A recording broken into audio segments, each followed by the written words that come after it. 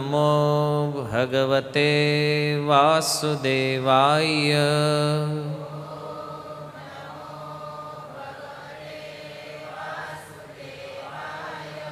ઓમ નમો ભગવતે વાસુદેવાય.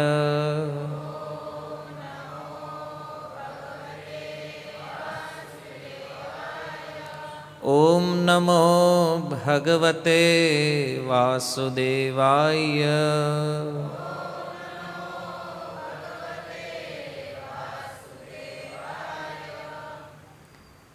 હરે કૃષ્ણ. સ્વાગતમ ઉપસ્થિત સર્વ શ્રોતાગણ વૈષ્ણવજન એવं મહાનુભાવો. શ્રી આલવાર કથાની અંતર્ગત આપણે નમ આલવાર અને મધુર કવિ આલવારની ચર્ચા શ્રવણ કરી રહ્યા હતા, જેમાં નમ આલવાર કે જેમનો જન્મ અતિ દિવ્ય છે અને એવા નમ આલવારના શિષ્ય થયા મધુર કવિ આલવાર.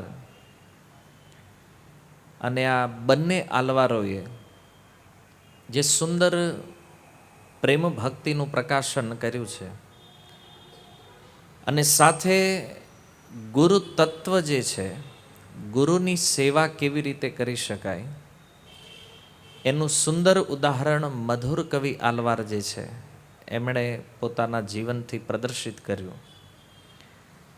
અને આ બંને આલવારોએ ભગવાનના સુંદર શ્રી વિગ્રહોના દર્શન કર્યા છે, જેના ફળ સ્વરૂપ એમની ખ્યાતિ, એમની કીર્તિ અનંત અનંત રૂપમાં વિસ્તારિત થઈ. અને આ નમ આલવાર જે એક એવું અદ્ભુત વ્યક્તિત્વ છે કે જેને દર્શન આપવા માટે ભગવાન સ્વયં આવી રહ્યા છે. ભારત વર્ષના પ્રસિદ્ધ શ્રી વિગ્રહ અને સાક્ષાત વૈકુંઠથી ભગવાન એને દર્શન આપવા આવે છે. તો આવા દિવ્ય વૈષ્ણવો આ સંસારની અંદર પ્રગટ થયા બદ્ધ જીવોને આ સંસારથી મુક્તિનો માર્ગ પ્રશસ્ત કરવા માટે. તો અતિ સુંદર એમના દિવ્ય ભાવોનું આપણે શ્રવણ કર્યા. આજે આપણે 7 નંબરના જે આલવાર છે, જેનું નામ છે રાજા કુલશેખર આલવાર, જે 7મા નંબરે છે, તો એની ચર્ચા આજે આપણે કરીશું. તો આ રાજા કુલશેખર આલવાર એને કુલશેખર પેરુમાલ પણ કહે છે. અને એમનો જન્મ કળિયુગના પહેલા શતકમાં થયો છે. એટલે કળિયુગનો પ્રારંભ થયો અને પહેલા 100 વર્ષનો જે સમય છે એમાં રાજા કુલશેખર આલવાર પ્રગટ થયા છે. ક્યાંક ક્યાંક એવું પણ કહેવામાં આવ્યું છે કે કલિના 27મા વર્ષમાં એમનું પ્રાગટ્ય થયું છે. કળિયુગ પ્રારંભ થયો ને એનું જે 27મું વર્ષ હતું એમાં રાજા કુલશેખર આલવારનું પ્રાગટ્ય થયું છે. તો રાજા કુલશેખર આલવાર એના નામમાં તમે જે જોઈ રહ્યા છો રાજા શબ્દ છે, તો ક્યાંના રાજા હતા એ કહે છે કેરળના. આજનું જે કેરલા છે એ કેરળ પ્રદેશના રાજા છે આ રાજા કુલશેખર આલવાર. એને પહેલાં કોલ્લીના નામથી પણ કહેવામાં આવતું પૂર્વના સમયમાં, જેને આજે આપણે કેરલાના નામથી જાણીએ છીએ. અને એમાં તિરુવંજીકલમ નામનું સ્થાન છે જ્યાં એમનો જન્મ થયો છે. તો તમે લોકો જાણો છો રાજા કુલશેખર આલવાર કોણ છે? પૂર્વ લીલામાં ભગવાનના કૌસ્તુભ મણિનો અવતાર છે. ખબર છે? ભગવાનના ગળામાં એક મણિ છે, કૌસ્તુભ મણિ એનું નામ છે. અને એ ક્યાંથી મળ્યો છે ભગવાનને? સમુદ્ર મંથનમાંથી. તો એ લીલા પરક છે કે લીલામાં એવું છે કે સમુદ્ર મંથનમાંથી મળ્યો એ મણિ. તો એક પ્રશ્ન થાય, નીકળ્યો ક્યાંથી? સમુદ્રમાંથી ને. સમુદ્ર મંથન થયું તો કૌસ્તુભ મણિ ક્યાંથી નીકળ્યો છે? સમુદ્રમાંથી. અચ્છા, સમુદ્રમાં ક્યાંથી આવ્યો ખબર છે? સમુદ્રમાં ક્યાંથી આવ્યો છે આ મણિ? સમુદ્રમાં ભગવાન વિષ્ણુ શયન કરે છે ને, તો ભગવાનના ગળામાં છે, ત્યાંથી જ આવ્યો છે એ પાછો. એની પણ એક અદ્ભુત કથા છે આ કૌસ્તુભ મણિની પણ. આપણે જેમાં કોઈ પેન્ડલ હોય ચેનમાં નાખીને પહેરીએ છીએ ને, એવી રીતે ભગવાન ધારણ નથી કરતા. સ્વતઃ કૌસ્તુભ મણિ ભગવાનના ગળામાં સ્થિત છે. અને જો ભગવાનના આયુધો જે છે ને એ નિત્ય છે. ક્યારેક ક્યારેક લીલાઓમાં તમે જુઓ કે કૌસ્તુભ મણિ સમુદ્ર મંથનમાંથી પ્રગટ થયો, તો એની પહેલાં નહોતો ગળામાં. તો એની પહેલાંની જે લીલાઓ છે જ્યાં ભગવાન વિષ્ણુનું વર્ણન છે, તો એના ગળામાં કૌસ્તુભ મણિ તો છે. તો ભગવાનના આયુધ હોય કે ભગવાનના આભૂષણ હોય, આ ભગવાનની સમાન દિવ્ય છે અને નિત્ય છે. એટલા માટે ક્યારે લીલાઓમાં એવું કન્ફ્યુઝન ન હોવું જોઈએ. તેમ કે લક્ષ્મીજી સમુદ્રમાંથી પ્રગટ થયા, તો એની પહેલાં નહોતા લક્ષ્મીજી. લક્ષ્મીજી તો એના પૂર્વ પણ છે, પણ એક લીલા થઈ છે જ્યાં લક્ષ્મીજી સમુદ્રમાં જઈને છુપાઈ ગયા છે. તો લક્ષ્મીજીને પ્રગટ કરવા માટે ભગવાને સમુદ્ર મંથન લીલા કરી છે. તો એવી રીતે આ કૌસ્તુભ મણિ જડ પદાર્થ નથી. જેટલા જેટલા ભગવાનના આયુધોના નામ સાંભળો છો ને, સુદર્શન ચક્ર છે, ગદા છે, તલવાર છે, આ જીવ તત્વ છે. તો કૌસ્તુભ મણિ પણ સજીવ છે. આપણે અહીંના જે ડાયમંડ છે ને, જે એ નિર્જીવ છે, એમાં જીવ ન હોય, જડ વસ્તુ છે ને, તો એ આપણને એટલું ગમે. ભગવાનનો કૌસ્તુભ મણિ સજીવ છે. કેમ? કારણ કે ભગવાનના ધામમાં જડ વસ્તુનો પ્રવેશ જ નથી. ભગવાનના ધામમાં બધું ચેતન છે. પથ્થર, વૃક્ષ, પાણી, હે ને, હરેક કણ જીવ તત્વ છે. જડ વસ્તુથી પરે છે ભગવાનનું ધામ. તો એવા ભગવાનના જે કૌસ્તુભ મણિ, જેને ભગવાને ગળામાં સ્થાન આપ્યું છે, પોતાના કંઠમાં સ્થાન આપ્યું છે. તો આ કૌસ્તુભ મણિનો અવતાર છે રાજા કુલશેખર આલવાર. તો જો દક્ષિણ ભારતની અંદર 3 વંશ પ્રસિદ્ધ છે: ચેર વંશ, પાંડ્ય વંશ અને ચોલ વંશ. તેમાંથી આ ચોલ અને પાંડ્યનું નામ સાંભળ્યું, કારણ કે કળિયુગમાં આનું સામ્રાજ્ય બહુ લાંબુ ચાલ્યું છે. તો આ જે વંશો છે, આ ત્રણેયના પોતપોતાના રાજ્યો હતા કેરળમાં. તો આ રાજા કુલશેખર આલવાર જે છે, એમનો જન્મ ચેર વંશમાં થયો છે. ચેર વંશીય રાજા છે. અને એટલા શક્તિશાળી રાજા હતા, એટલા સામર્થ્યવાન રાજા હતા કે આ પાંડ્ય અને ચોલ વંશ ઉપર પણ એમણે અધિકાર પ્રાપ્ત કરી લીધો છે. અને ત્રણેય પ્રાંત, એટલે આ ત્રણેય પ્રાંત ભેગા કરો એટલે એક આખું રાજ્ય બન્યું આ કેરલા, જેને આપણે કહીએ છીએ. તો એ આખા કેરલાના રાજા બની ગયા રાજા કુલશેખર આલવાર. હવે વિચારણીય વાત એ છે કે કૌસ્તુભ મણિનો અવતાર છે, ભગવાનના ભક્ત છે, તો અન્ય રાજાઓ ઉપર શા માટે આક્રમણ કરીને એમનું રાજ્ય એમણે લીધું છે? તો જો રાજા કુલશેખર કોઈ આજના રાજાઓ જેવા નથી. ભલે એણે યુદ્ધો કર્યા, અન્ય રાજાઓને પોતાને અધીન કર્યા, પણ આની પાછળનો એક હેતુ એ હતો કે બધા લોકો સુખી થાય, બધાને શાંતિ પ્રાપ્ત થાય અને કોઈ કોઈનું શોષણ ન કરે. આ ભાવથી રાજા કુલશેખર આલવારે કેરલાની સત્તા પોતાના હાથ ઉપર લીધી. અને એક એવા દિવ્ય પરિવારમાં એમનો જન્મ થયો છે કે એના પૂર્વજો પણ રાજ ઋષિ હતા. સમજો, રાજ ઋષિ, જે રાજા પણ છે અને ઋષિ પણ છે. એટલે મહારાજ જનક, એના માટે આ સંબોધન લાગ્યું છે રાજ ઋષિ છે. રાજા તો છે, પણ રાજાની સાથે સાથે ઋષિ પણ છે. તો એમની જે પૂર્વની પેઢીઓ હતી, આવા મહાન રાજર્ષિઓ હતા આ બધા.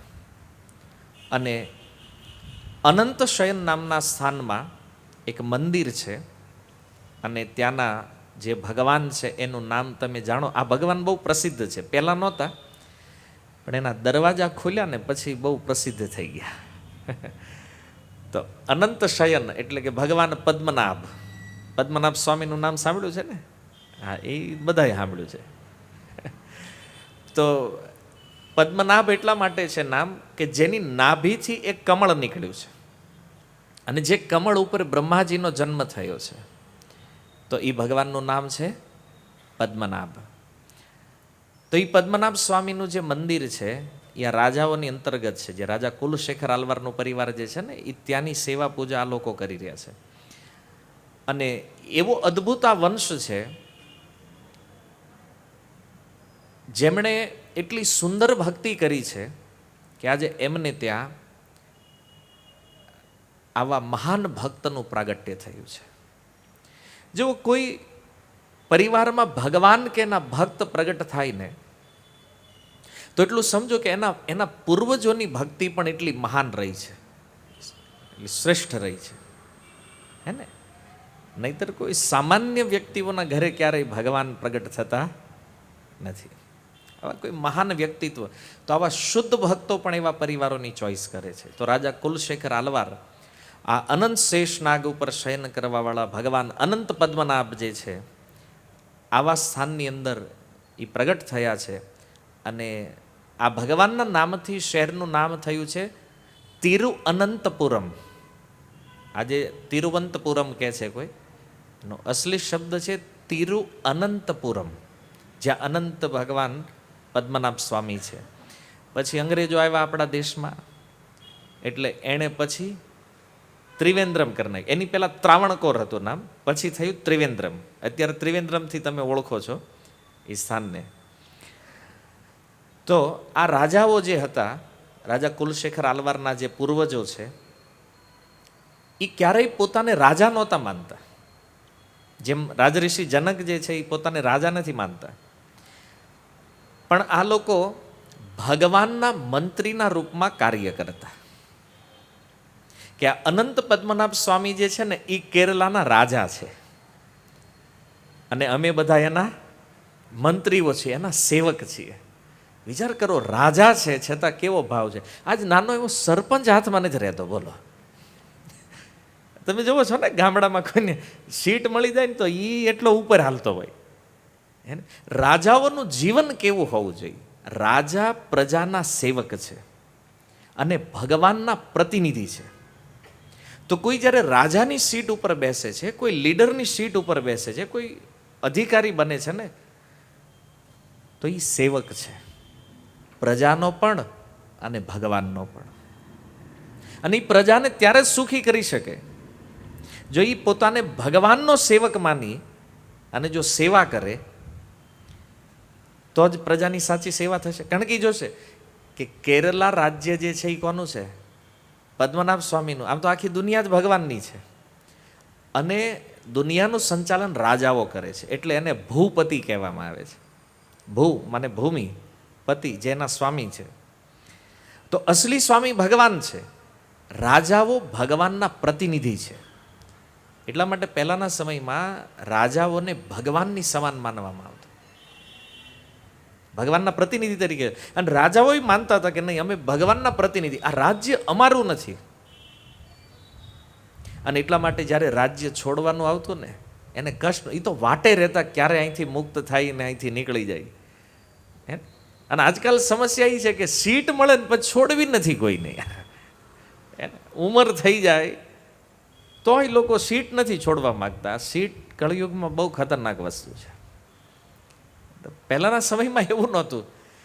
પહેલાના જે ભાગવતમાં જે રાજાઓના ચરિત્રો છે, અથવા વૈદિક યુગમાં તમે જુઓ કે જેવો પુત્ર રાજા બને ને, એટલે રાજા રાજ્યનો ત્યાગ, મહેલનો ત્યાગ કરી અને વનમાં વયા જતા ભજન કરવા માટે. કારણ કે એનું મૂળ કામ તો એને યાદ જ હતું કે અમારે ભજન કરવાનું છે, ભક્તિ કરવાની છે. અને આજના સમયમાં દશા બહુ ખરાબ છે સીટવાળાની. તમે જોવો છો ને બધી જગ્યાએ, અને છોડવાની ઈચ્છા જલ્દી થતી નથી. પછી નેતા હોય કે કોઈ લીડર હોય, પણ પદનો પાવર જે છે ને એ બહુ ખતરનાક છે. એકવાર એક વ્યક્તિ મને બહુ સારી વાત કરી હતી. એ મારા મિત્ર છે, તો મેં એને પૂછ્યું, તમે ફોર વ્હીલ કેમ નથી લેતા? એમ પૈસા ટકે સુખી બધું, પણ ફોર વ્હીલ ન રાખે. કેમ? તો કે આ ફોર વ્હીલની સીટ એવી છે ને, એ સીટે બેહવીને તો અભિમાન આવી જાય કે આમાં. એને આમ રોડે લઈને નીકળ્યા હોય ને કોઈ ગાડીવાળો આમ હરખો નો હાલતો, આમ તરત આપણો મગજ ફાટી જાય એની ઉપર. થઈ ગઈ સીટમાં કાંઈક છે એ કે, એને એટલે એ કે હું ગાડી નથી લેતો. એમ બધી સીટમાં આવી ખુરશીનો એક સંશોધનનો વિષય છે, એમાં પછી ક્યારેક વિચાર કરશું. પણ આ રાજાઓ જે છે ને એ પોતાને ભગવાનના પ્રતિનિધિ માની અને રાજ્ય ચલાવતા, અને દિવસમાં 2 વાર કમ્પલસરી ભગવાન પાસે જવાનું. શું કામ? તો આખા રાજ્યનું રિપોર્ટિંગ કરતા. આજ રાજ્યમાં જે જે ઘટનાઓ બની, જે જે વહીવટ થયો હોય, કેટલો ટેક્સ આવ્યો છે, કેટલું પ્રજા માટે વપરાણું છે, આખો હિસાબ જે છે ને એ ભગવાન અનંત પદ્મનાભને આપે.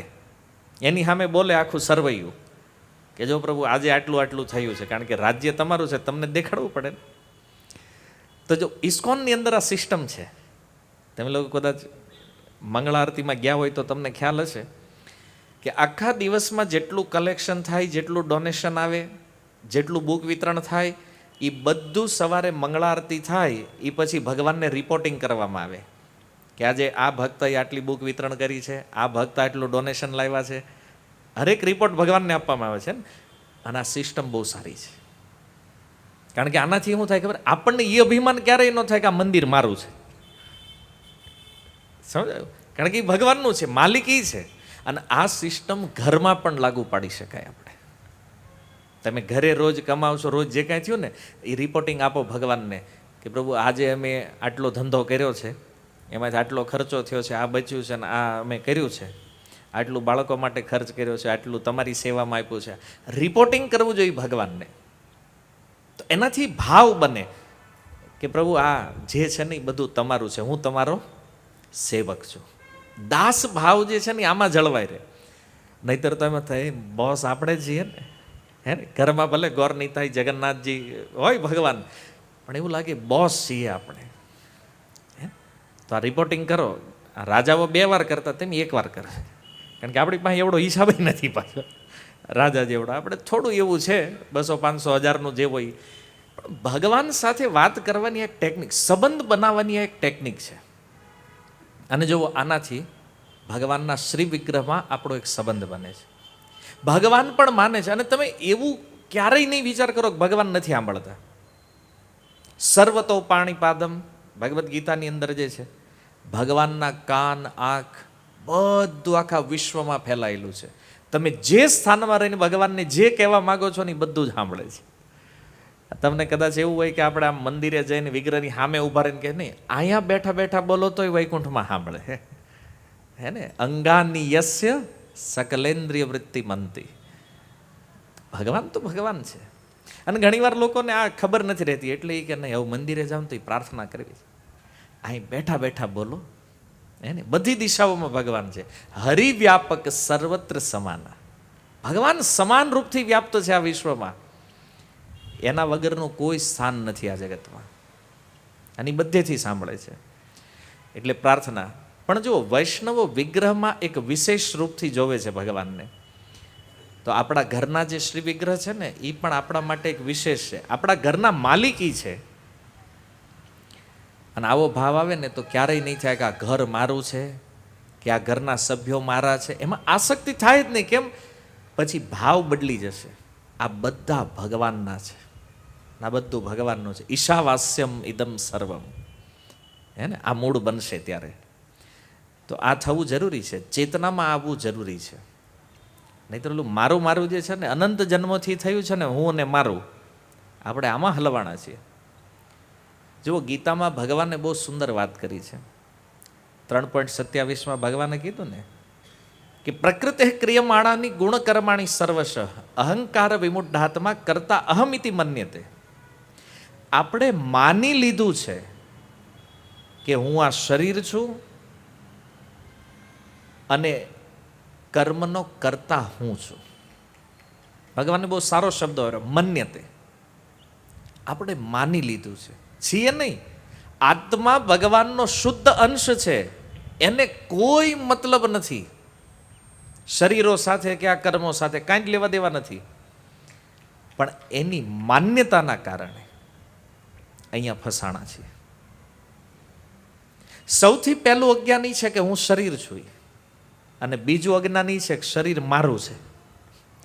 દુનિયામાં 2 પ્રકારના દેહાત્મ બુદ્ધિવાળા લોકો છે. એક તો પોતાને જ શરીર માને છે, હું જ છું આ શરીર, અને બીજા થોડી ખબર હોય કે આપણે આ શરીર નથી, આત્મા છીએ. તો આત્મા છો તો હું માને નહીં, શરીર મારું છે. આ પણ ફસાવાની એક વાત થઈ ગઈ ને. તો કહેવાનો અર્થ એ છે કે જો ભક્તિ યોગની અંદર કોઈ વ્યક્તિ સિમ્પલ આ બધી વાતો સાથે ભગવાન હારે સંબંધ જોડીએ કે આવું તમે કરતા હોય ને તો બહારથી કોઈક જોઈ જાય ને ત્યારે નહીં કરવાનું. નહીં કરે ગાંડો થઈ ગયો હે, અરે ફોટા હારે વાતો કરે, મૂર્તિ હારે વાત કરે.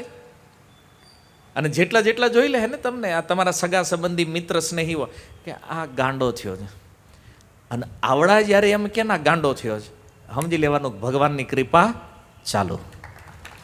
આ સર્ટિફિકેટ લેવું પડે દુનિયા પાસેથી ભાઈ. જગત એમ કહી દે કે આ ગાંડો થઈ ગયો ત્યારે સમજવાનું કે હવે ડાયા થયા આપણે અત્યારે. આ વિચારણીય મુદ્દો છે. તો ઇસ્કોનમાં પણ પ્રભુપાદજી આ સિસ્ટમ રાખી કે જેટલું કાંઈ મંદિરનું વહીવટ છે રોજ ભગવાનની સામે રિપોર્ટિંગ કરવાનું છે. તો આ રાજાઓ જે છે ને ભગવાનના દાસ તરીકે કાર્ય કરતા, કારણ કે માલિકી છે.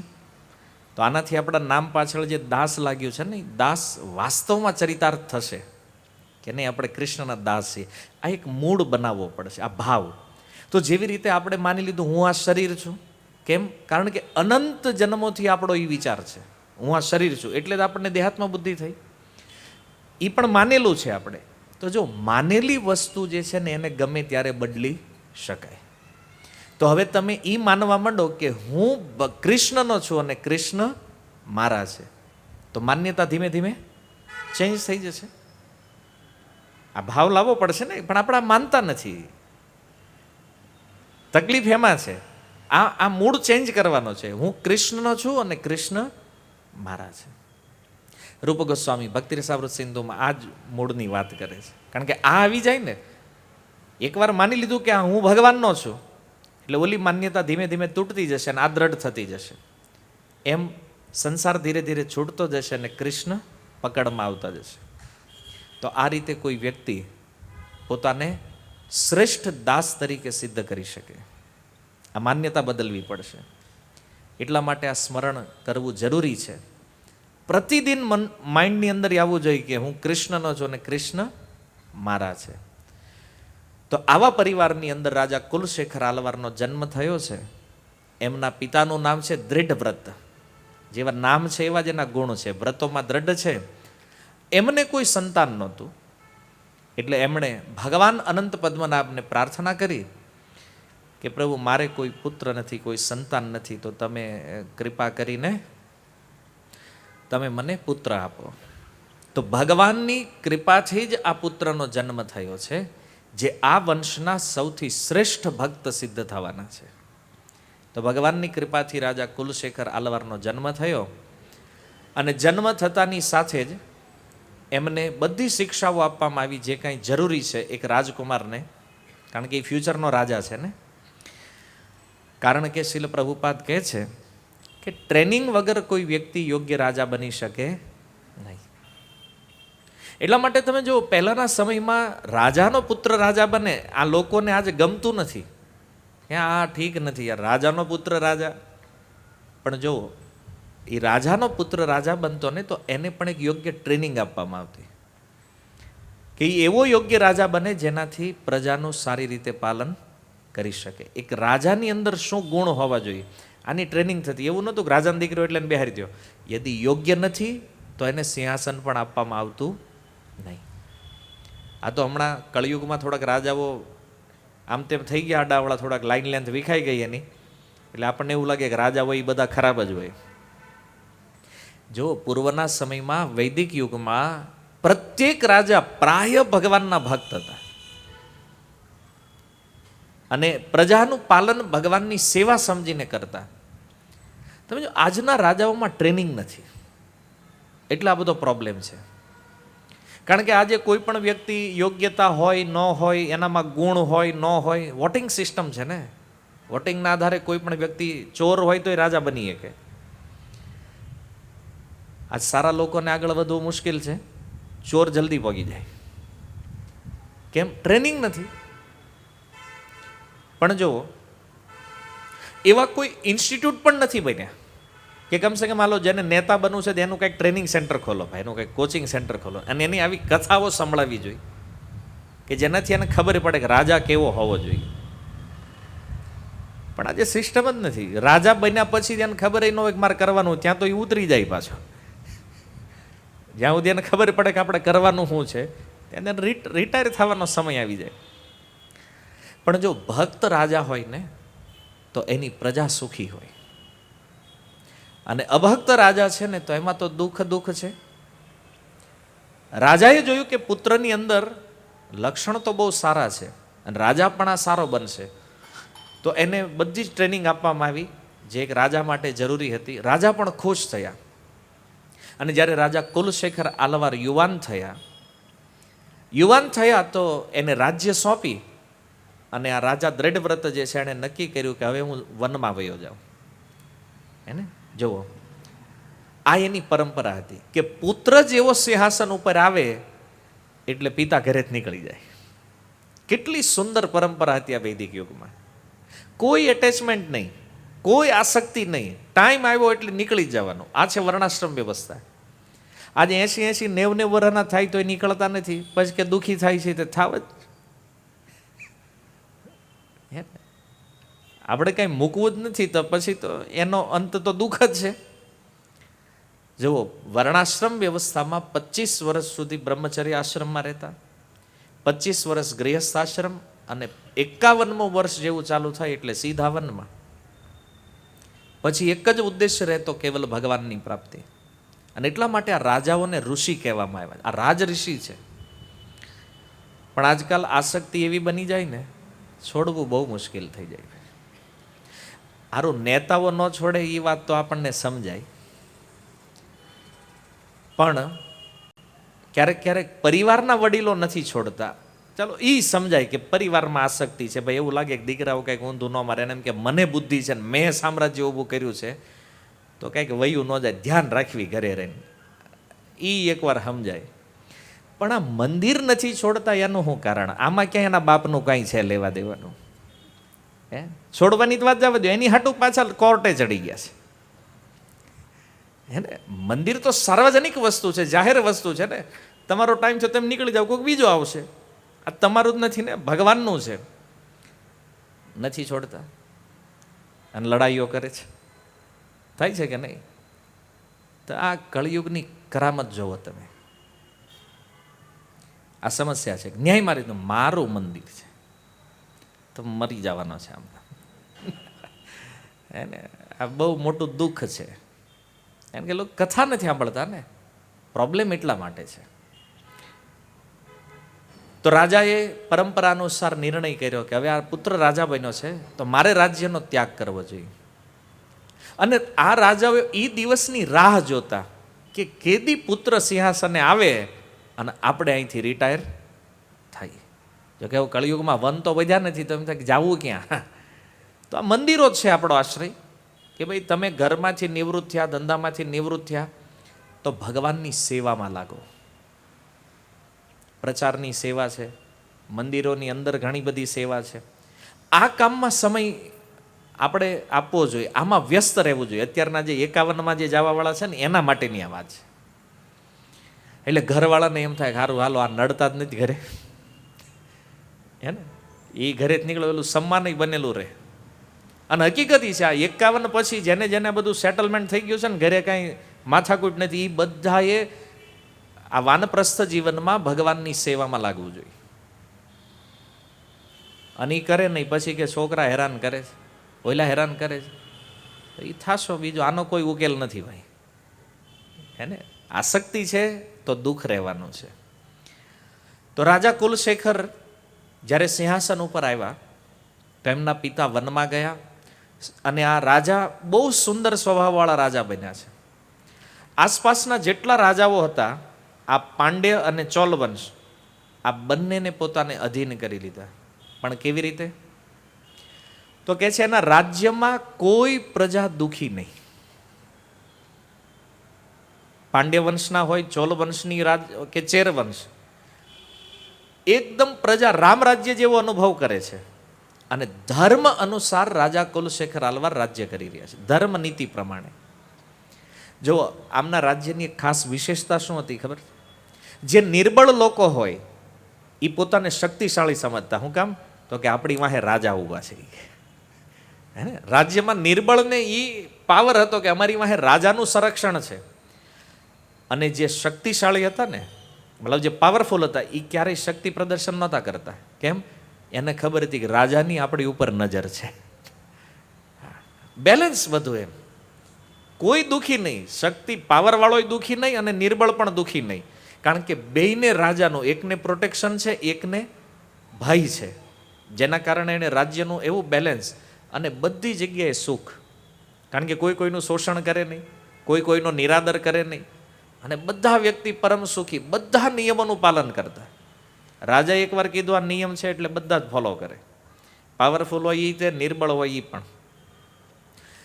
આમ તમે જુઓ ને તો રાજાનું કામ બહુ કઠિન છે.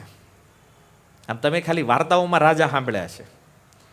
અસલી રાજાનું જીવન એને ખાલી હોવાનો 4 કલાક જ સમય મળે. કેમ?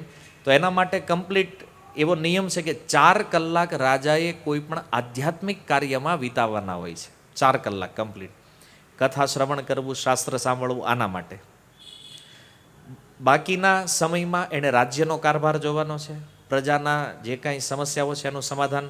તો રાજા પાસે વાસ્તવમાં એ પદ બહુ કઠિન છે.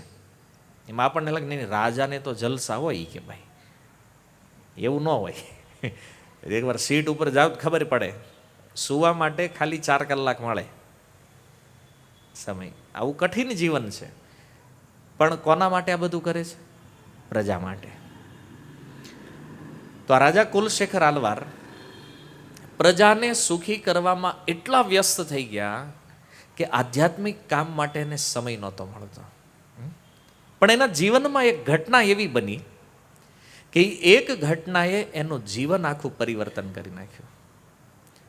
જો ઘણીવાર આપણા જીવનમાં ટર્નિંગ પોઈન્ટ આવે, ભૌતિક જીવનમાં કદાચ ટર્નિંગ પોઈન્ટ આવે, એનાથી કંઈ ખાસ ફરક પડતો નથી. માની લો પહેલાં તમે 50,000 રૂપિયા મહિને કમાતા હતા અને હવે તમારો ધંધો જામ્યો, તમે મહિને 5 લાખ કમાતા થયા. ઓર થોડોક સમય ગયો, ટર્નિંગ પોઈન્ટ આવ્યો, મહિને 50 લાખ કમાતા થયા તમે. ફરક શું પડે જીવનમાં? પેલા નાના ઘરમાં રહેતા હતા, કમાણી વધી તો કે ઘર મોટું કરો. પેલા નાની ગાડી હતી તો કે ગાડી મોટી કરો. હે ને? ટર્નિંગ પોઈન્ટ આવે હરેકના જીવનમાં. આના ભૌતિક પોઈન્ટ તમે જોયા હશે. અને ભક્ત હોય ને એમાં જો ભૌતિક વળાંક આવે ને, આ અઘરું. કેમ? ધન ન હોય ને ત્યારે એ સત્સંગમાં આવે, સેવામાં આવે. ધન આવે ને પછી અહંકાર આવે. હવે આપણે આ બધું ન કરાવીએ કે ભક્ત જ્યાં હોય ને ત્યાંથી જો ભૌતિક ટર્નિંગ પોઈન્ટ આવ્યો ને, ન પચાવી કે બહુ ખતરનાક છે એના માટે.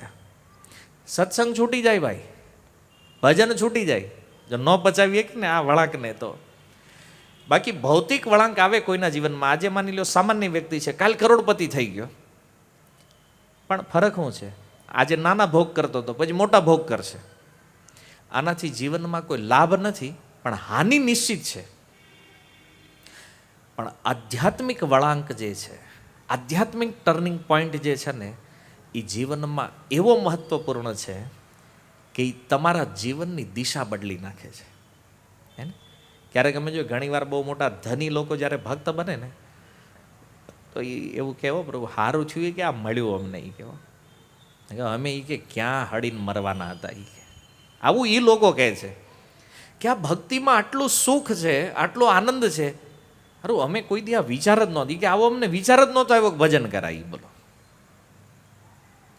પણ જ્યારે કોઈ ભક્ત એને મળે, કોઈ કથાઓમાં આવી ગયા હોય, એના જીવનમાં જ્યારે આધ્યાત્મિક ટર્ન લાગે ને, ત્યારે એ અનુભવ કરે કે ભક્તિનું સુખ કેટલું અદ્ભુત છે, કેટલું દિવ્ય છે. અને આવા અનેક ઉદાહરણો શાસ્ત્રમાં તમે જોશો. મૃગારીના જીવનમાં નારદજી મળ્યા તો ટર્નિંગ પોઈન્ટ આવ્યો એના જીવનમાં. પશુઓને મારવાનો ધંધો હતો જે, આ મૃગારી ભગવાનના ભક્ત બન્યા. રત્નાકરને તો તમે ઓળખો છો, એક ડાકુ. આને નારદજીનો સંગ થયો તો વાલ્મીકી બન્યા, રત્નાકર, નળકુંવર, મણિગ્રીવ, દશમ સ્કંદમાં કથા, કુબેરના પુત્રો હતા. અને એટલા બધા મોજ શોખવાળા શોખીન આમ, પણ એને નારદજી ભટકાઈ ગયા. એના મોસ્ટ ઓફ તો નારદજી અડી ગયા હોય, અને નારદ જેને અડે એને ભગવાન મળે, આમાં કોઈ સંદેહ નહીં. જો ધ્રુવને મળ્યા રસ્તામાં તો મળ્યા ને ભગવાન, પ્રહલાદને મળ્યા રસ્તામાં જ તે તો પ્રહલાદને મળ્યા ને ભગવાન. નારદજી એક વિલક્ષણ ભક્ત છે. તો કહેવાનો અર્થ છે કે આધ્યાત્મિક ટર્નિંગ પોઈન્ટ કોઈના જીવનમાં આવે છે, અને ક્યાંથી આવે છે ખબર? કોઈ એક વૈષ્ણવની કૃપાથી, કોઈ એક ભક્ત જ્યારે સંપર્કમાં આવી જાય ને, તો એ આપણું જે આ દુર્વ્યવહાર, દુર્ભાગ્યપૂર્ણ જીવન જે છે એને સદાચારી અને સૌભાગ્યપૂર્ણ જીવન બનાવી દે છે. તો એ ભક્ત આપણને શું આપે છે આપણે એની કલ્પના નથી કરી શકતા. એટલે આપણા આચાર્યોએ કીધું વૈષ્ણવોને પ્રણામ કરતા ને વાંછા કલ્પતરુવ્યસ્ય. આ વૈષ્ણવો જે છે ને એ કલ્પ વૃક્ષની સમાન છે. એને પ્રણામ કરો ને, જે ઈચ્છા હોય ને માગો એ મળે. લોકો હજી કલ્પવૃક્ષની વાટે, ખારું પૃથ્વી ઉપર એકાદું હોત ને તો આપણે જ લઈ લેતી, હે ને? કોકના ગળા કાપી નહીં તે, બાકી કબજો આપણે જ રાખે છે, હે ને? હેઠે ઉભા રહીને જે ઈચ્છા કરવી એ મળે. ક્યાંય જવાની. આ વૈષ્ણવ હાલતું ચાલતું કલ્પવૃક્ષ છે. એને જ્યારે પ્રણામ કરો છો ને, પ્રણામ કરીને જે ઈચ્છા છે ને એની કૃપાથી પરિપૂર્ણ થઈ જાય. વાંછા કલ્પતરુભ્યસ્ય કૃપા સિંધુભ્યૈવ છે. અને કૃપા કરવામાં તો સમુદ્રની સમાન છે. પતિતા નામ પાવને. ગમે એવો પતિત વ્યક્તિ હોય આ જગતમાં, આખું કુટુંબ કહી દે આ ન સુધરે, ભગતના સંપર્કમાં આવે ને એની જેવો વૈષ્ણવ બનાવી દે. ખાલી કહેવાની વાત નથી હો, વર્તમાનમાં આપણી પાસે ઉદાહરણો છે આના. અને ભગત બન્યા એને 5-5, 7-7 વર્ષ થયા, હજી એના મિત્રો માનતા નથી કે આ ભગત થયો હોય. બોલો એ કેવા હશે પહેલા, એ વિચારો થાય. હે, હવે જો કે દીક્ષાઓ થઈ ગઈ તોય નથી માનતા. ન હોય કે આ થોડો ભજન કરે. બોલો એવા ખતરનાક વ્યક્તિ જેની ઉપરથી આખા સમાજે આશા છોડી દીધી કે આ સુધરે, એ વૈષ્ણવ બન્યા છે. કોના કારણે? કોઈ વૈષ્ણવ એને મળ્યા છે. આ ભક્તની મહિમા છે. જે લોકો જાણતા નથી, સમજતા નથી ને કે કોઈ ભક્ત મળે છે એટલે એનું જીવન, એનો યુટર્ન લાગવાનો છે. હવે તો રાજા કુલશેખર આલવાર, એના જીવનમાં એક વળાંક આવ્યો છે. રાજા સૂતા હતા. હવે સૂતા સૂતા એમને એક સ્વપ્ન આવ્યું, અને સ્વપ્નમાં એણે ભગવાનનું દર્શન કર્યું છે. કેવું સ્પષ્ટ દર્શન, જેમ લાઈવ ભગવાન સામે આવે ડાયરેક્ટ, એવું સ્પષ્ટ સ્વપ્ન. આપણે જેમ ધૂંધળું ને ક્યાંક મંદિર આવ્યું હતું સપનામાં, પણ સારું ક્યાંનું હતું એ ખબર નથી, હે ને? એવું સ્વપ્ન નહીં, એમ ક્લિયર સ્પષ્ટ એમ. અને સ્પષ્ટ સ્વપ્ન હતું. એનો અર્થ એ હતો કે સ્વયં ભગવાન આવ્યા છે એની સામે. જો સ્વપ્નના દર્શન પણ ભગવદ પ્રાપ્તિ માની છે આચાર્યોએ, કે સ્વપ્નમાં ભગવાનનું આવવું એ પણ ભગવાનની પ્રાપ્તિ છે. તો રાજા કુલશેખર આલવારે સ્વપ્નમાં ભગવાનને જોયા, અને એવું દિવ્ય રૂપ, એવું અદ્ભુત રૂપ એણે જોયું કે રાજા જોતા રહી ગયા. અને જોવામાં હવારે જગાણું નહીં, એને ભગવાનના દિવ્ય રૂપનું દર્શન કરતા કરતા. અને પહેલાના સમયમાં એવો નિયમ હતો કે સવારમાં કોઈ વ્યક્તિ જે છે ને એ રાજાને જગાડવા માટે આવે. માગધ, બંદી, આ બધા જે હોય ને, આવીને ગીત ગાય, કાંઈક પદગાન કરે, જેના કારણે રાજા અંદરથી હોંકારો આપે કે હા ભાઈ હવે હું જાગી ગયો, જાઉં તમે જાઓ, એટલે એ નીકળે. એટલે ઓલા રોજના ક્રમ અનુસાર આ બધા માગધ, સૂત, બંદી આ બધા પહોંચ્યા ગેટે, મંગલ ગાન પ્રારંભ કર્યું, પણ કાંઈ જવાબ આવ્યો નહીં અંદરથી. આ લોકોને થયું કે ભાઈ રાજા કદાચ સૂઈ રહ્યા છે, હાલો ગાઈ થોડુંક ઓર વધારે. તો મંગલ ગાન ગાતા રહ્યા, ઘણો સમય વ્યતીત થયો, પણ રાજા જાગ્યા નહીં. હવે આને છે ને પરમિશન ન હોય રાજાના રૂમમાં જવાની. તો બધા ચિંતામાં હતા કે આજે રાજા ઉઠ્યા નથી, યારું કાંઈક શું થયું હશે અંદર. તો વિચાર કરે છે, સમય ઘણો વયો ગયો.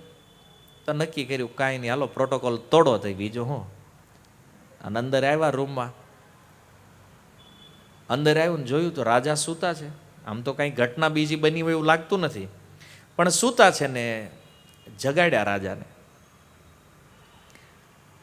તો રાજાએ કીધું બેહો બધા. કેમ? એક સ્વપ્ન આવ્યું નહીં કહેવું છે મારે તમને.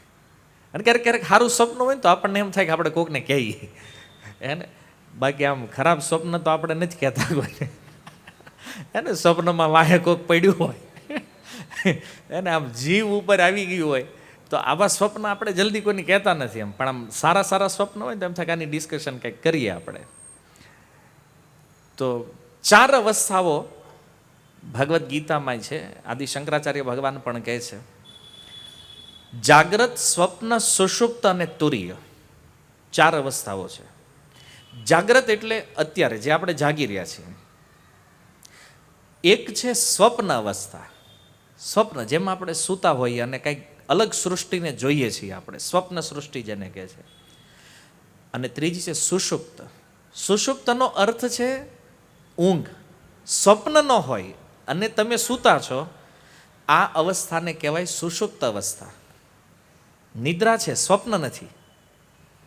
અને ચોથી છે તુરીય. તુરીયનો અર્થ છે આ ત્રણેય અવસ્થાથી પરે જ્યારે કોઈ આત્માના સ્તર ઉપર આવે, પોતાના સ્વરૂપમાં સ્થિત થઈ જાય, તો એ આ ચોથી તુરીય અવસ્થા છે, જેને તમે સમાધિ કહો છો, આત્મ સાક્ષાત્કાર કહો છો.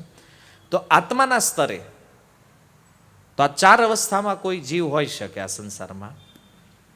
પણ સિદ્ધાંત એ છે કે ભગવાનનું દર્શન કોઈ પણ અવસ્થામાં થઈ શકે, જાગ્રતમાં પણ, સ્વપ્નમાં પણ, સુષુપ્તમાં પણ અને તુરીય અવસ્થામાં પણ.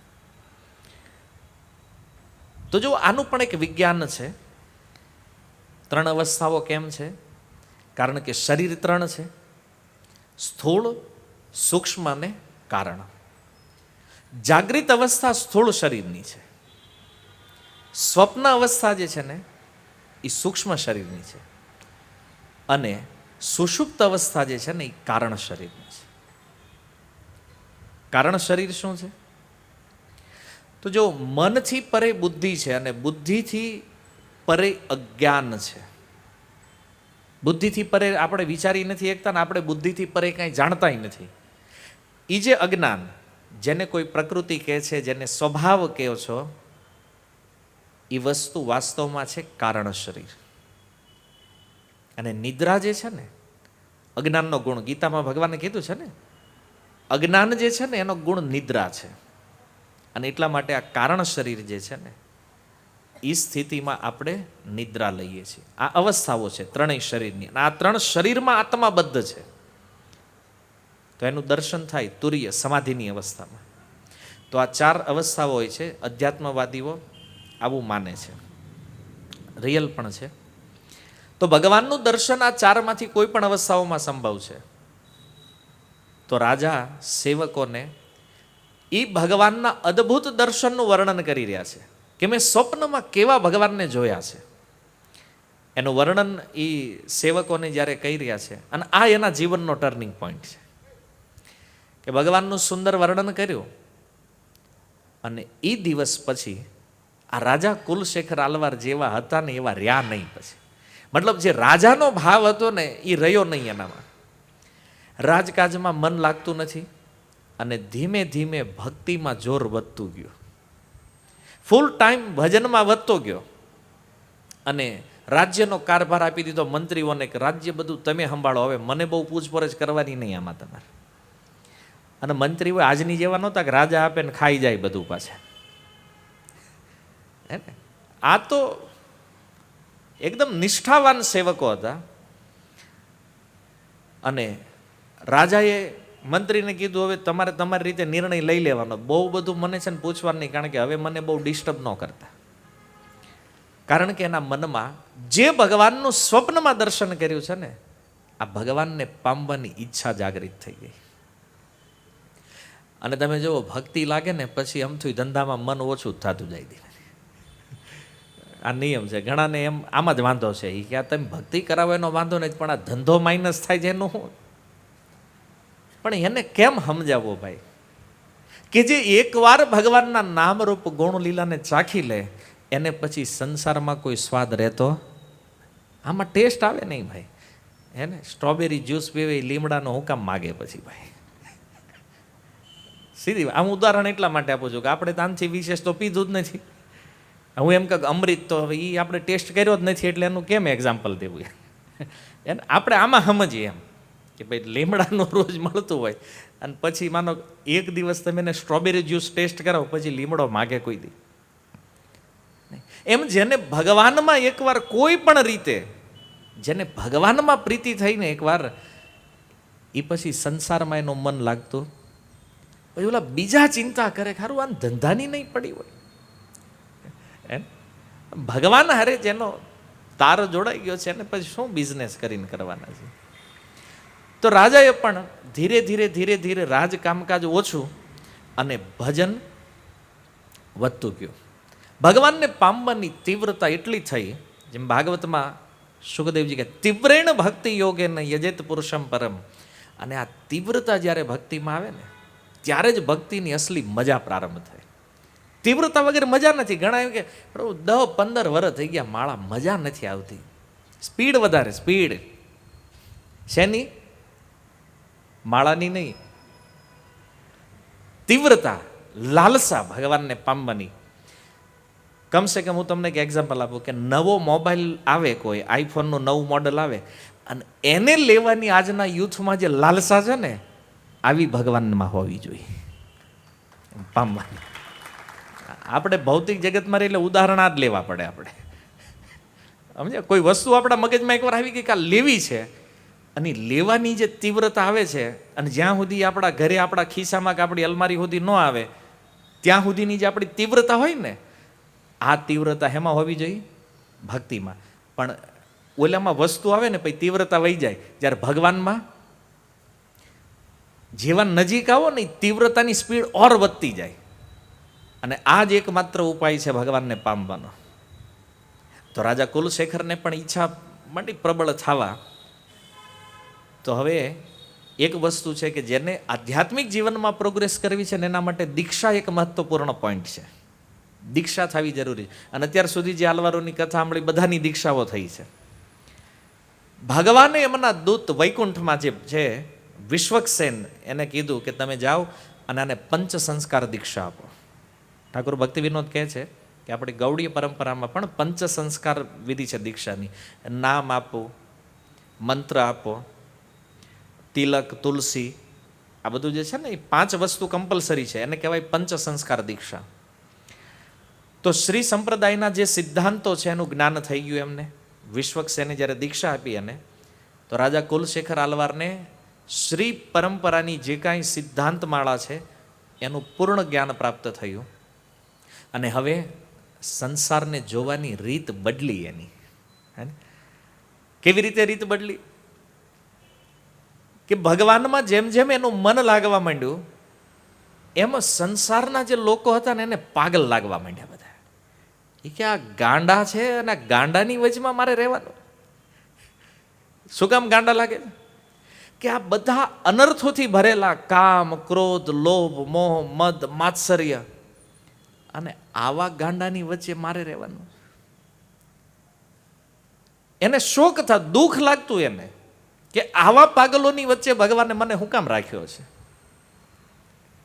અને આ વાસ્તવિકતા છે. માની લો તમે આગ્રાના પાગલખાનામાં જાઓ અને 2-5 હજાર પાગલ ભર્યા હોય એમાં, અને એમાં એક ડોક્ટર હોય ને એને ત્યાં રહેવાનું એ કેવું અઘરું છે યાર, છે કે નહીં? તો આને રાજા કુલશેખર આલવારે જોયું કે મારી આસપાસ તો લગભગ ગાંડા છે એ કે બધા, અને આની વચ્ચે રહેવાનું આવું જ્યારે વિચારતા ને શોક થઈ જતો, દુઃખ લાગતું એને. આપણને ક્યારેય થયું? નથી. આપણે એ વિચાર જ નથી કરતા ક્યારેય, કારણ કે આપણે હજી એ નથી માનતા કે આપણે વૈષ્ણવ છીએ કે નથી. આપણે પોતે નક્કી નથી કરીએ કે હજી હું કર્મી છું કે ભક્ત બન્યો છું, કઈ બાજુ મારું સ્ટાન્ડર્ડ ક્યાં છે, હું ક્યાં ઊભો છું. અને મને એવું લાગે કે પ્રાય બધા લોકો છે ને આ કેમ દિવાલ છે અહીં વચમાં ઊભા છે, આણી પાઈ નથી ને ઓલી પાઈ નથી. હજી વિચારે કઈ બાજુ પડવું, હે ને, ભક્તિ બાજુ પડવું છે કે ભૌતિક જગત બાજુ પડવું છે, વિચાર કરે છે એમ. એટલે વચ્ચેનું સ્ટાન્ડર્ડ છે અત્યારે. પણ તીવ્રતા જ્યારે આવે ને ત્યારે આ બધા વિચારો આવે. તીવ્રતા વગર વિચાર ન હોય. ફ્લેટ જે હાલ્યા જાય છે ને ભક્તિમાં, એને આવા બધા ભાવ, વિચાર, આવું બધું એનામ ન આવે ક્યારેય. એ તો જેસે થે એ ખરખા હાલ્યા જાય. પ્રભુપાદજીનો શબ્દ મને બહુ સારો લાગે. ગીતામાં લખ્યો ને પ્રભુપાદજી, એઝ ઇટ ઇઝ. ઓલો પહેલેથી જ ભગત બન્યો ત્યારથી એવો હોય કે 50 વર્ષ પછી એવો ને એવો જ હોય, એઝ ઇટ ઇઝ. આપણી પરંપરા છે ને, કોઈ પ્રગતિ નહીં, કોઈ તીવ્રતા નહીં, કોઈ ઉત્સાહ નહીં. એને એ જે કરતા હોય ને એને એમ લાગે નહીં આપણું આ જ પરફેક્ટ છે. પણ રાજા કુલશેખર આલવારની જે તીવ્રતા છે, એવી તીવ્રતા એનામાં આવી કે વિચાર કરવા માંડ્યા કે આ લોકો શરીરને તૃપ્ત કરવામાં લાગ્યા છે. જો શરીરની સેવા માટે આ લોકો શું નથી કરતા, રાત દિવસ બસ કેવલ શરીરનું પાલન પોષણ. આ લોકોને આત્માની કોઈ ચિંતા નથી, પોતાના સ્વરૂપની ચિંતા નથી. અને જો આ મૂર્ખતાનો ધંધો આ સંસારમાં બહુ સારો હાલે છે. આ જગતમાં તમે જુઓ, બધા લોકોને ખબર છે એક દી મૂકીને મરી જવું છે, તોય આત્મા ઉપર ફોકસ નથી કરતા. ને એ જ શરીરના પાલન પોષણમાં રાત દી ગધેડાની જેમ ન્યા તૂટે છે. અને આ તૂટવાનું પરિણામ શું છે ખબર? બીજો જન્મ ક્યાં થાય ને એ ખબર નથી, પાછો મનુષ્ય બનશે કે નહીં એ ખબર નથી, છતાં એ સમય આમાં બગાડે છે. આ લેવલ તૂટતું નથી, પ્રોબ્લેમ અહીંયા છે. અને ક્યારેક ક્યારેક તો સત્સંગમાં આવ્યા પછી ત્યાં વિચાર આપણને નથી આવતો. અને હંમેશા એક જ વાત, ઓલો આગળ વયો જાય, ઓલો પણ આગળ જઈને જવાના જ ક્યાં? હે, તમને એમ લાગે છે કે બધા આગળ વહી ગયા ને આપણે ઓલા આગળ થવાના જ ક્યાં? સ્મશાનથી આગળ તો જવાનું નથી. તોય આપણે આ વહેમમાં જીવીએ છીએ. ઘણી વાર આપણે કોઈને સત્સંગમાં, પ્રભુ આજ એવું કામ છે ને, સત્સંગથી વધારે મહત્વનું કામ આ જગતમાં હોય શું બીજું? તો તમને સત્સંગની જ વેલ્યુ જ્યાં સુધી ખબર નથી, ભક્તિની કેવી રીતે ખબર પડે યાર? દુનિયાનું શ્રેષ્ઠ કામ છે ભગવાનની કથાને સાંભળવી. અને આના માટે કરોડો કામ છોડી નહીં, તે આ પહેલા કરવા જેવું છે. આપણે શું કરીએ? આ તો ટાઈમ મળે તો પછી ભાઈ તમે ફર્યા કરો, કારણ કે તમે કસ્ટમર માયાના જ છો, આમાં કંઈ થવાનું નથી. હે ને? નથી વેલ્યુએશન આપણી અંદર, નથી સત્સંગની વેલ્યુ, નથી ભગવાનની સેવાની વેલ્યુ. જો અહીંથી એનાઉન્સમેન્ટ કરવું પડે, કહેવું પડે સેવામાં આવજો. કેમ? પ્રેમ નથી કૃષ્ણ માટે. નહીતર કહેવું ન પડે કે જ્યાં પહેલાં હાજર થઈ ગયા હોય. કૃષ્ણ માટે પ્રેમ, કારણ કે ભાવ તો હોવો જોઈએ ને. સેવા કોની કરીએ છીએ ભાઈ? કૃષ્ણની સેવા કરો છો ને, તો એ ભાવ હોય ત્યાં બોલાવા ન પડે. પ્રેમ જ્યાં હોય ને ત્યાં પહોંચે વ્યક્તિ. નથી આ ભાવ, તો હવે તમે વિચાર કરો કે આપણું લેવલ ક્યાં છે ભક્તિમાં? ભક્તિના સાધનને આપણે મહત્વ નથી આપી શકતા, જેનાથી વિશેષ મહત્વ આપણે સંસારને આપીએ. શું કામ? હજી આપણી અંદર એ ભાવ બેઠો છે કે ભક્તિ કરતા સંસારનું કામ અને સંસાર વધારે મહત્વપૂર્ણ છે. અને આ વેલ્યુ જ્યાં સુધી માઇન્ડમાં બેઠી છે ત્યાં સુધી કૃષ્ણ ક્યારેય કૃપા કરતા નથી. આ સમજો. ભગવાન પાસે જઈને યાચના કરો. મારે ભગવાન કે પણ તું આણપા આવી તઈ ને, હે ને, તારું મોઢું ઓલપા છે અને પ્રાર્થના આણપા કરે છે. જોવે છે સંસાર બાજુ, ભોગ એ જોઈ છે. અને કૃષ્ણને કે તેમ કૃપા કરો, શું કામ કરશે ભગવાન? નહીં કરે. તો જો જ્યારે તીવ્રતા જ્યારે પ્રાપ્ત થાય ને ભક્તિમાં, કોઈ વ્યક્તિ કૃષ્ણ માટે વ્યાકુળ થઈ જાય અને એવા તીવ્ર ભાવથી એનું સ્મરણ કરે અને પ્રાર્થના કરે, આવા જીવો ઉપર ભગવાન કૃપા કરે છે. સંસારનો ત્યાગ કરવો જ પડે. રાજાએ છોડ્યું ને રાજ્ય, હે ને? આ ભક્તિમાં એવો આનંદ, એવું સુખ છે કે આ એકવાર મળે ને પછી બીજું યાદ ન. અને એટલે તો આ આખા રાજ્ય છોડીને ગયા છે ભાઈ, આ રાજાઓ જેની કથા સાંભળીએ છીએ. એને આપણે આ જ નથી કરવાનું. આપણા માટે બહુ સરળ છે ભક્તિ. જો આને રાજ્ય છોડ્યું છે, હેરાન થવા છોડ્યું છે. હે, મહેતા નરસિંહે બધું છોડ્યું, ભજન કર્યું, એને દુઃખ લાગતું એટલે ભક્તિ કરતો. અરે એ ભક્તિમાં એવો આનંદ હતો. આખું જુનાગઢ એને કહેતા નરસિંહ ગાંડો થઈ ગયો છે, પણ નરસિંહ મહેતાને જ ખબર હતી કે અહીંયા આ આખું જુનાગઢ ગાંડું છે. હે ને? એ તો એને જ ખબર હતી ને કોણ ડાયું છે ને કોણ ગાંડું છે. આ પ્રોબ્લેમ છે. જગતને જે સારું માને, જગતના વિષયોને સારા માને અને જગતની અવસ્થાઓને સારી માને ને, આ ગાંડો જ હોય. કોઈ પાગલખાનામાં બેઠો બેઠો વિચાર કરે કે હારું અહીં જલસા જેવો, કોણ છે આ? ગાંડો છે કે નહીં? એને જલસા તો પોતાનું અસલી ઘર જ્યાં છે, પોતાનું ઓરિજિનલ પરિવાર જ્યાં છે ત્યાં છે. પાગલખાનામાં શેના જલસા છે ભાઈ? જેલમાં કોઈ એમ કે મારું મજા આવે છે, તો આપણે કે ગાંડો થઈ ગયો, જેલમાં આનંદ હોય નથી. એમ જગતમાં આનંદ દેખાય ને તો સમજી લો કે આપણો સિદ્ધાંત, આપણું માઇન્ડ છે ને કંઈક વિપરીત દિશામાં જઈ રહ્યું છે. અને સહી દિશામાં લાવવું જરૂરી છે. અને જો જગતમાં મન લાગ્યું છે ને એટલે લોકો સરળતાથી પાપમાં લાગી જાય છે. પાપ શું કામ કરે? કારણ કે વૃત્તિઓ બધી ન્યા લાગેલી છે, એટલે સરળતાથી પાપમાં લાગે છે. અને પછી તો રાજા કુલશેખર આલવાર પોતાના વેશ ઉપર વિચાર કરવા માંડ્યા. આ બધું નકામું છે. રાજા બનીને રહેવાનું, આટલા લોકો આપણી આગળ પાછળ ફરે ને ભાઈ ગુણગાન કરે, તમે રાજા છો ને મહાન છો ના, એ બધું ગમતું નહીં રાજાને. કારણ કે હવે વૈષ્ણવ થયા છે ને, તો વૈષ્ણવ કોઈ વ્યક્તિ બને છે ને તો પોતાની પદવી બહુ જામતી નથી, પછી પ્રશંસા કોઈ કરે મજા નથી એના માટે. રાજાને શું વેશ કાઢી નાખવો છે, ભક્તનો વેશ ધારણ કર્યો, રાજાના વેશનો ત્યાગ કરીને. આગળ પાન બધાને કીધું કોઈ વખાણ કરવા આવતા નહીં, કે કામ હશે ત્યારે હું આવી જાય. પણ ઓલા સેવક તો સેવક છે ને, એ તો એના મૂળમાં જ સેવા કરવાના. રાજા કુલશેખર આલવાર કહે છે કે હું અગ્નિમાં પડવાનું પસંદ કરીશ, પણ રાજ્ય મારે જોતું નથી. વિચાર કરો, આ નાની મોટી ફેક્ટરીઓને મૂકવામાં માણા વિચાર કરતા કરતા 100 વર્ષ કાઢ નાખે. છતાં રાજ્ય કહે છે રાજ્ય નથી જોતું, આની કરતા આગમાં પડીને મરવું એ વધારે બેટર છે મારા માટે, પણ આ શાસન મારે જોતું નથી. વૈરાગ્ય વધ્યો. કેમ? ભક્તિ વધી રહી છે ને, વૈરાગ્ય વધ્યો છે. અને તમે જુઓ, જ્ઞાન અને વૈરાગ્યથી ભક્તિ શ્રેષ્ઠ છે, શ્રીમદ ભાગવતમ કહે છે એને. કારણ કે ભક્તિ જે છે એ શ્રેષ્ઠ છે. તો પછી ક્યારેક ક્યારેક કોઈ વ્યક્તિને એવું થાય કે તો જ્ઞાન વૈરાગ્યની શું જરૂર છે? ઘણીવાર ભક્તો કહે છે જ્ઞાન એ બધી કાંઈ જરૂર નથી, કે વૈરાગ્ય ખાલી ભક્તિ કરો. એ કે જો શ્રીમદ ભાગવતમ સ્કંદ 1 અધ્યાય 2 શ્લોક ક્રમાંક 7, વાસુદેવે ભગવતી ભક્તિ યોગ પ્રયોજિત જનત્યાશુ વૈરાગ્યમ જ્ઞાનમ ચ યદ્હેતુકમ. શું કહે છે સૂતજી? વાસુદેવે ભગવતી, જ્યારે કોઈ ભગવાન વાસુદેવમાં ભક્તિ કરે તો એ ભક્તિનું ફળ શું આવે છે? જો ભક્તિ સ્ત્રીલિંગ છે ને, સ્ત્રી છે, અને એના વિવાહ કોની હારે થયા છે? ભગવાન સાથે. તો ભગવાન અને ભક્તિના જ્યારે વિવાહ થાય ને તો એનાથી 2 પુત્ર થાય છે. જનત્યાશુ વૈરાગ્યમ જ્ઞાનમ ચતદહેતુકમ. તો વૈરાગ્ય અને જ્ઞાન ભક્તિથી પ્રગટ થયા છે, એટલે જ્ઞાન વૈરાગ્યથી ક્યારેય ભક્તિ આવે નહીં. ભક્તિ માં છે ને, તો માથી પુત્ર આવશે કે પુત્રથી માં આવવાની? માંથી જ પુત્ર આવવાના છે. તો ભક્તિથી જ્ઞાન વૈરાગ્ય આવે.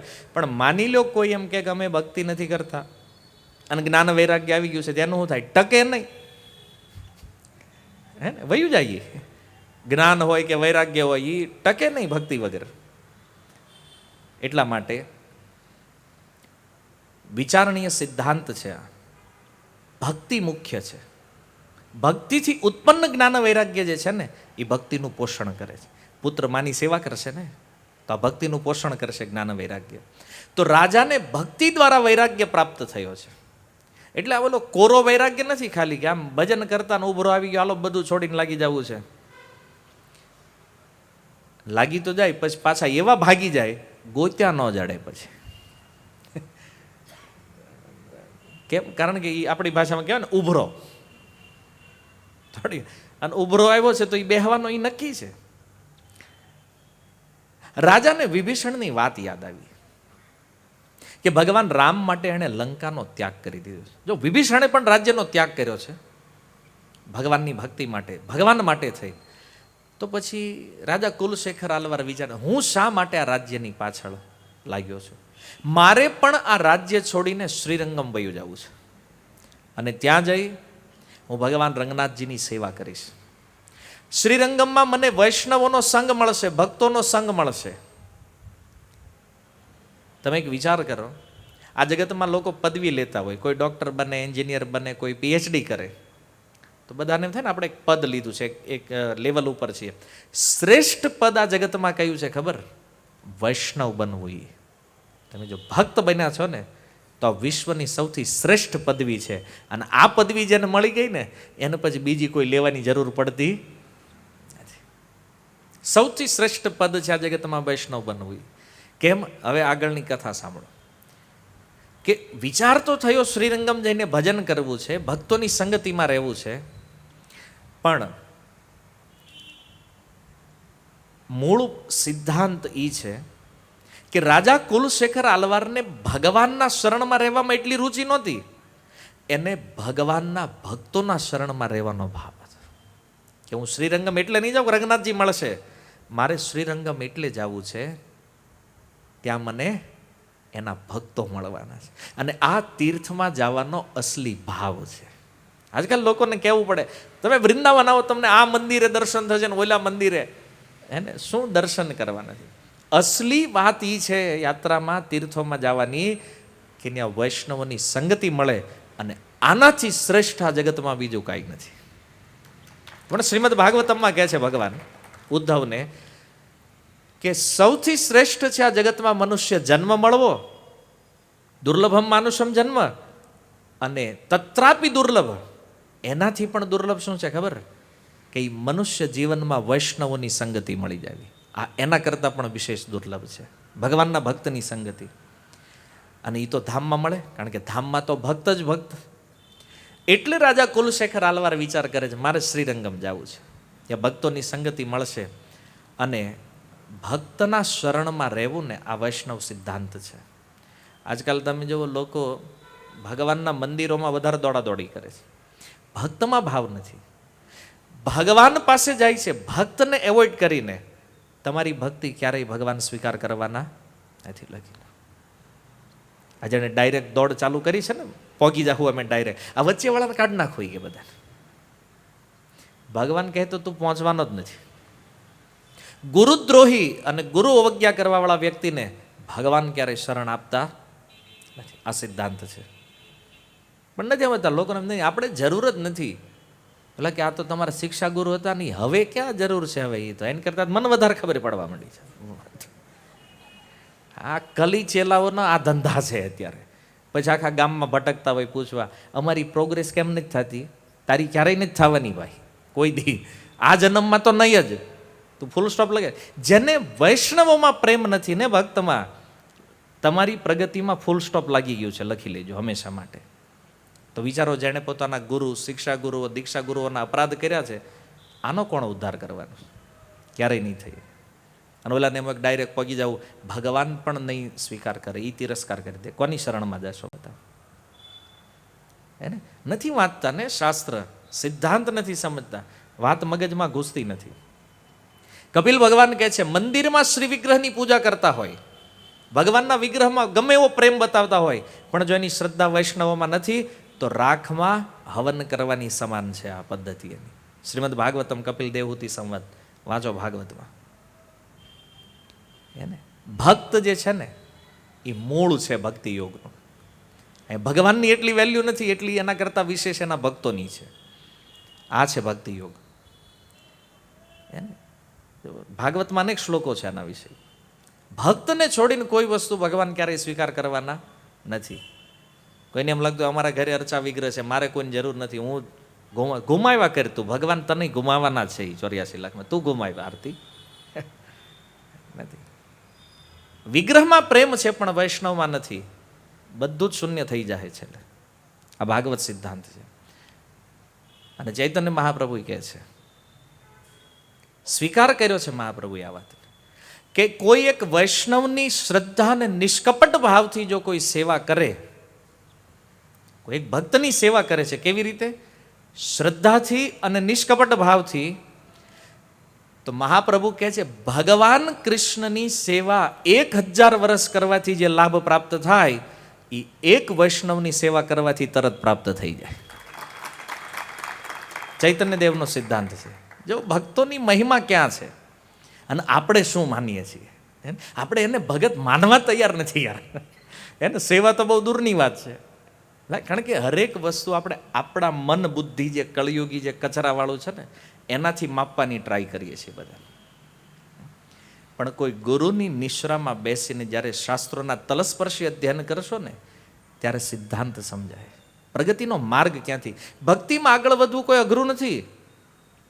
ભગવાનમાં પ્રેમ પ્રાપ્ત આ બધું અઘરું નથી, ઇઝી છે. આપણે વિધિ ખોટી એપ્લાય કરીએ છીએ. પ્રોબ્લેમ અહીંયા છે. ભગવાન દૂર નથી, બહુ નિકટ છે. વિચાર કરો, ભગવાનની 1000 વર્ષની સેવા અને એક બાજુ વૈષ્ણવની એક ક્ષણની સેવા, આ બે સમાન છે. તો ભક્ત કેટલા મહત્વપૂર્ણ છે. રાજા કુલશેખર આલવારમાં આ ભાવ છે, આ ભાવના છે એની, કે જો હું શ્રીરંગમાં જઈશ ને તો મને વૈષ્ણવની સેવા કરવાનો આનંદ મળવાનો છે. નહીં કે એ રાજા છે તો એની સેવા કરાવવાની, હું એ વૈષ્ણવની સેવા કરીશ. અને એમણે જે સ્તુતિઓ લખી છે, એમની કવિતાઓ છે, એમાં ભગવાનના અનેક અનેક સ્વરૂપોનું ગુણગાન કર્યું. પણ અંતમાં એ શું કહે છે કે તમે ભગવાનના ભક્તોની શરણ ગ્રહણ કરો. છેલ્લો ભાવ આ છે રાજા કુલશેખર આલવાર. ભલે ભગવાનની સ્તુતિઓ એમણે ખૂબ કરી, પણ અંતે સલાહ તો એ જ આપી છે કે ભક્તોની શરણ લ્યો અને તમારી જે લાલસા છે ભક્તિમાં, આને તીવ્ર બનાવો. જો પદ્યાવલીમાં શ્રી રૂપ ગોસ્વામી કહે છે, કૃષ્ણ ભક્તિ રસભાવિતા મતિ ક્રિયતામ યદિ કુતોપી લભ્યતે.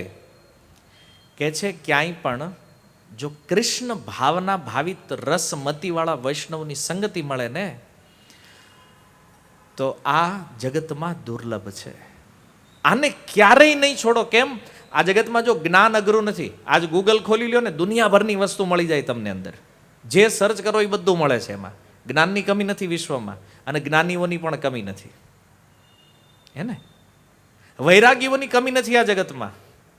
પણ એવો એક શુદ્ધ વૈષ્ણવ જેની મતિ કૃષ્ણ રસ ભાવિતા મતિ જે છે ને, આ જગતમાં સૌથી દુર્લભ વસ્તુ છે.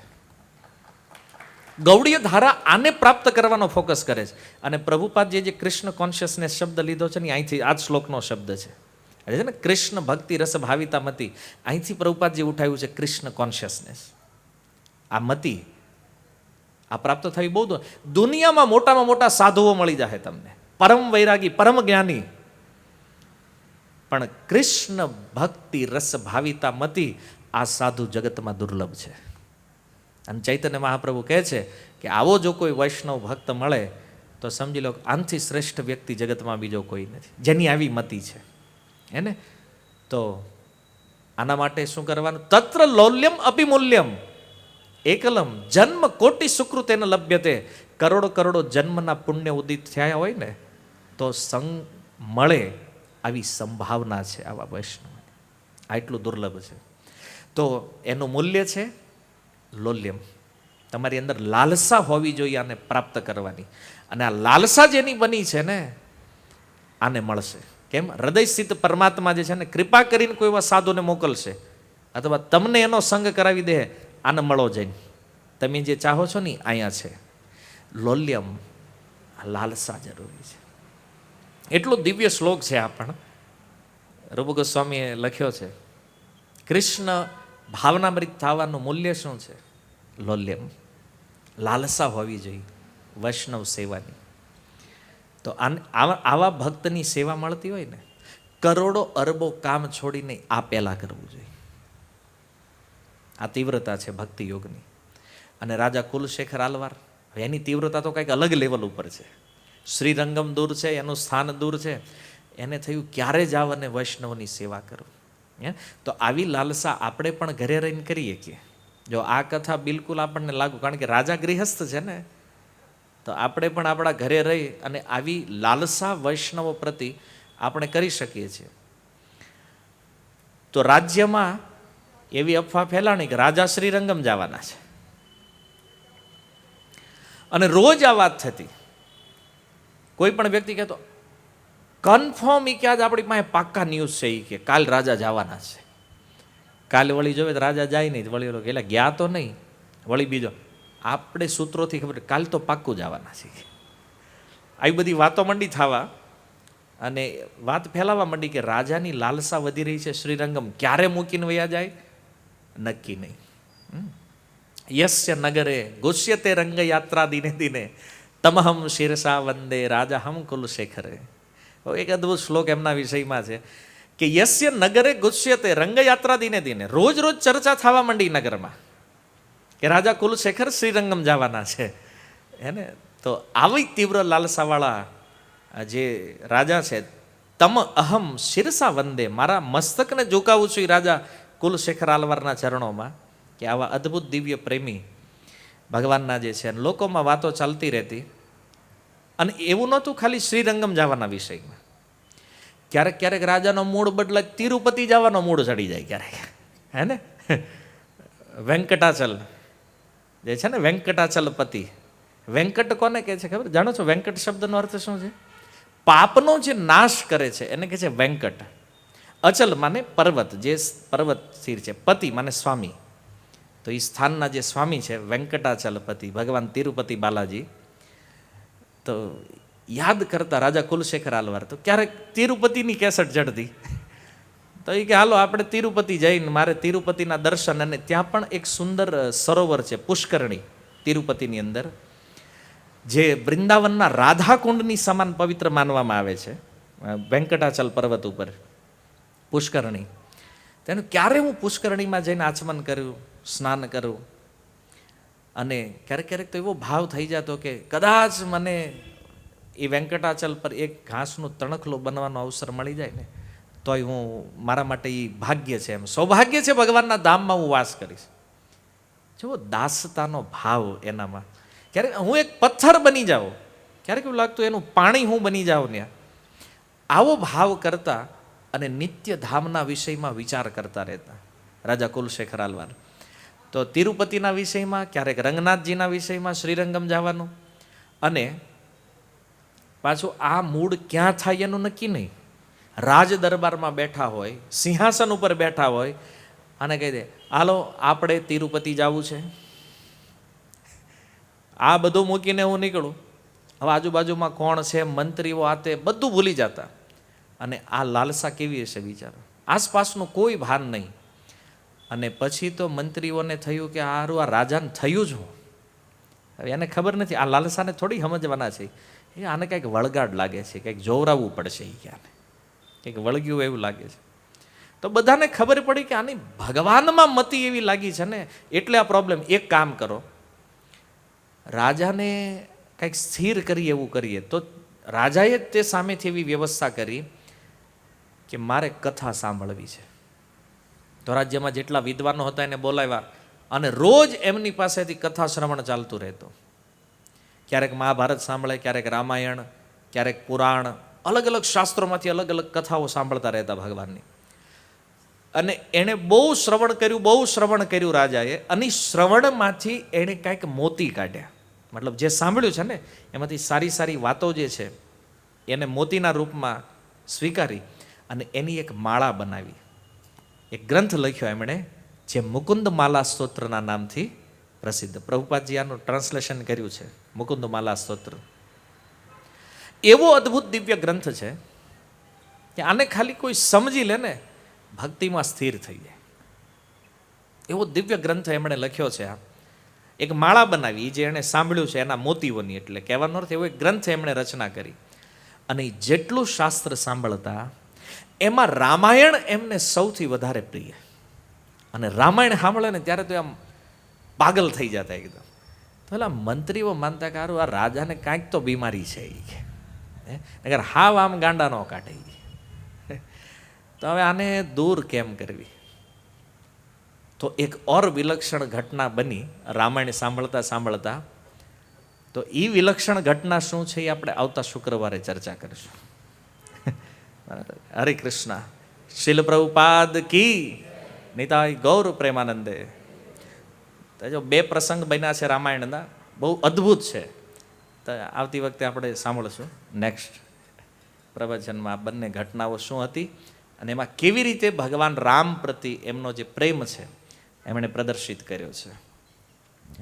હરે કૃષ્ણ કૃષ્ણ કૃષ્ણ હરે હરે, હરે રામ રામ રામ હરે હરે.